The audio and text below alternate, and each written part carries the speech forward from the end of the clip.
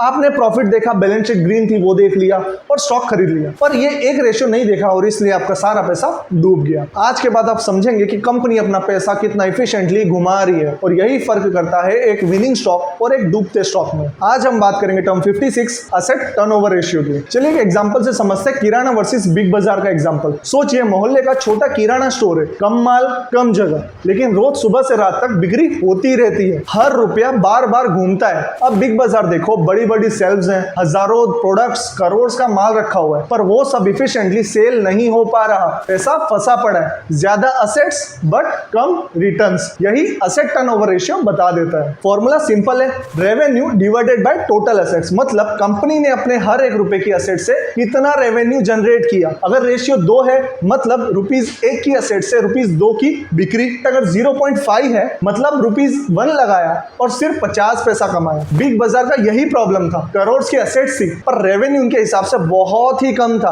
और आखिरकार कंपनी बैठ गई। और सबसे इंपॉर्टेंट बात, ये रेशियोज इंडस्ट्री के हिसाब से कंपेयर करो। मैन्युफैक्चरिंग कंपनी का रेशियो कम होगा क्योंकि उनके पास हैवी मशीनरीज होती है। रिटेल कंपनीज का रेशियो ज्यादा होना चाहिए क्योंकि उनका काम ही है चीजें तेजी से बेचना। इसलिए हमेशा सेम इंडस्ट्रीज की कंपनीज कंपेयर करो। तो सिर्फ प्रॉफिट मत देखो, ये भी देखो कि कंपनी अपने एसेट से कितना काम ले रही है। एक लेजी कंपनी बहुत टाइम तक प्रॉफिट दिखा सकती है पर अंदर से खोखली होती है। और अगर आप ये सोच रहे हैं कि असेट्स का पूरा सच सिर्फ ये रेशियो बता देता है, तो एक और चीज है जो इन्वेस्टर्स मिस करते हैं, वो आएगा टर्म 57 में। लाइक कर दीजिए ताकि ये सीरीज आपको मिलती रहे।